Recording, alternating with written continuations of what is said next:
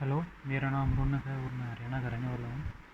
तो अभी मैं बात करने वाला हूँ एसएससी एग्ज़ाम्स के लिए और रेलवे एग्ज़ाम की। एसएससी का एग्ज़ाम हमने तकरीबन 2018 में फॉर्म फिल किया था, अभी तक उसका कुछ नहीं हुआ है। केवल प्री हुआ और मेंस की अभी डेट आई भी है, मुझे लगता है अभी नहीं भी होगा भी या नहीं होगा। और जो पहले एग्ज़ाम हुए थे उनका भी कोई रिज़ल्ट या कोई ज्वाइनिंग नहीं आई है। और रेलवे के फॉर्म के लिए चुनाव से पहले हमने फॉर्म फिल किए थे, उसके लिए 500 रुपये हमसे लिए गए थे। लेकिन अभी तक उस एग्ज़ाम की कोई भी डेट अभी तक नहीं आई है। तो उस टाइम पे एग्ज़ाम के लिए वो फॉर्म अप्लाई तकरीबन 2 करोड़ के आसपास लोगों ने किया था। तो आप देख सकते हैं कितने पैसे हो गए वो, और उनका अगर आप ब्याज लगाएंगे तो कितना बनेगा।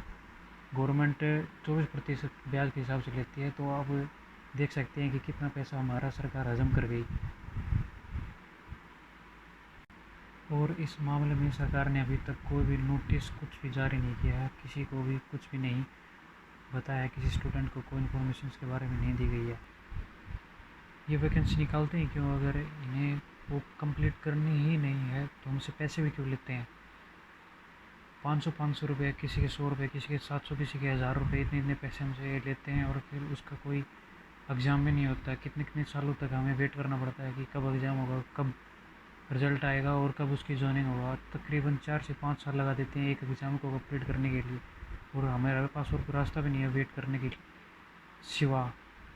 तो हमें कुछ ना कुछ इसके लिए करना होगा, हमें सबको आवाज़ उठानी होगी इसके लिए। और ये कोरोना टाइम में नीट जेईई का एग्ज़ाम करा सकते हैं, चुनाव करा सकते हैं, सरकार करा सकते हैं, लेकिन ये एसएससी रेलवे का एग्ज़ाम नहीं करा सकते, जिसको तकरीबन 2 साल हो गए हैं और मुझे लगता भी नहीं है अगले साल भी इसका कोई परिणाम निकलेगा। हम बस ऐसे ही इंतज़ार करते रहेंगे, इसका कुछ भी नहीं होगा। आप भी ये सब लोग जानते हैं कि इसका कुछ नहीं होगा, ऐसे ही हमें इंतज़ार करवाया जाएगा और आखिरकार हमें आवाज़ उठानी होगी कुछ। इन्हें इस बात का नहीं पता कि एक बच्चा जब 4 से 5 साल तक तैयारी करता है और उसका एग्ज़ाम तक नहीं होता तो उसके ऊपर कितना मेंटली प्रेशर होता है, ये सिर्फ वो बच्चा ही जानता है। लेकिन इन्हें इस बात का कोई भी फ़र्क नहीं पड़ने वाला है, ये आप सबको भी पता है। इसलिए हम सबको मिल के आवाज़ उठानी होगी, इस मुद्दे को उठाना होगा कि गवर्नमेंट जल्द से जल्द एग्ज़ाम कंडक्ट कराए और इनका रिज़ल्ट निकाले। नहीं तो फिर हमें ऐसे ही 3 से 4 साल ऐसे ही वेट करना होगा और हमारे पास कोई रास्ता नहीं होगा, और हमारी उम्र भी निकल जाएगी फिर एग्ज़ाम फिल करने के लिए, और ये वैकेंसी भी निकाल देंगे लेकिन कोई भी उसका रिज़ल्ट, कोई एग्ज़ाम नहीं होगा काफ़ी टाइम तक।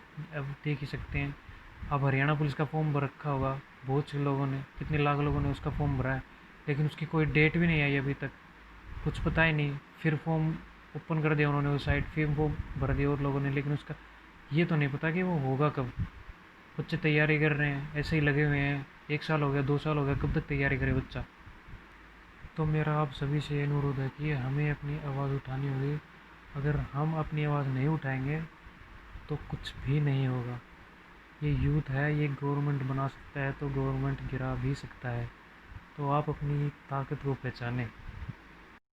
अब तो हम सरकार से अनुरोध कर कर के भी थक गए हैं, लेकिन सरकार हमारी कोई भी बात नहीं सुनती है। पता नहीं सरकार तक हमारी आवाज़ पहुंचती भी है या नहीं पहुंचती, लेकिन चुनाव के टाइम पे हर एक एक व्यक्ति की आवाज़ उन तक पहुंच जाती है, हर एक व्यक्ति की समस्या उन तक पहुंच जाती है। लेकिन जब चुनाव जीतने के बाद अब बात आती है तो समस्याएं उन तक पहुंचती ही नहीं है, उनके कानों तक पहुंचती ही नहीं है। तो आप देख सकते हैं ये है भारतीय राजनीति, जिसमें यूथ के साथ ही खेला जा रहा है, उसको ही पागल बनाया जा रहा है, और ये बात करते हैं यूथ को आगे लाने के लिए।